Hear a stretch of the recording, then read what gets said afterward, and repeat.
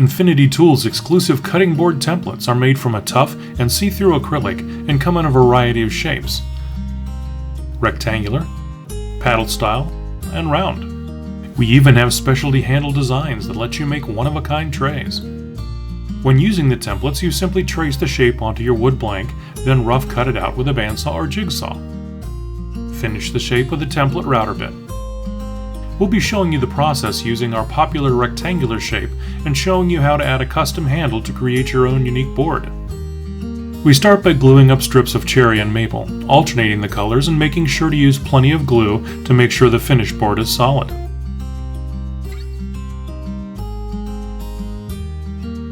We let them rest in clamps overnight for the best possible bond. The next step is to level the board by passing the blank through our planer until we reach our finished thickness. Next, we rough sanded any remaining mill marks before the next steps. We use the templates to trace the basic rectangular shape as well as the added handle onto our stock.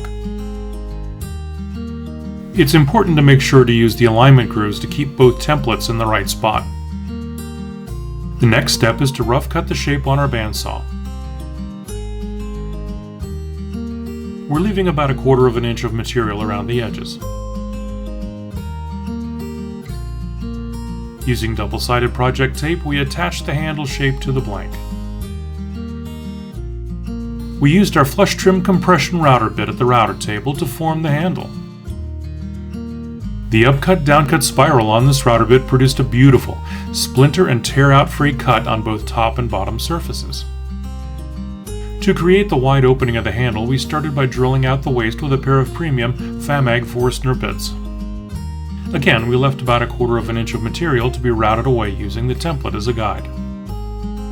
We placed the handle template over the bit with the router turned off. Then we turned on the router and moved in a counterclockwise rotation on the inside of the shape to engage the router bit in its normal direction. Then we removed the handle template and installed the main body template with double-side tape. We then routed the perimeter edge. The alignment lines on our templates make this a fast and easy job to get right. We used our 1/4 inch radius round nose bit with a trim router and guide bushing to follow the inner shape of the template. We removed those sharp edges with our 1/4 inch radius roundover bit, easing all the edges on both sides of the cutting board, including the inner shape of the handle. The juice groove needed a little final sanding, and then it was off to finishing. We used food-safe Odie's oil for our tray because we love how easy it is to apply and how it brings out the beauty of your project. Odie's will protect your tray even after years of heavy use. Congratulations, you now have a custom cutting board that you'll be proud to use in your kitchen or to give as the perfect gift.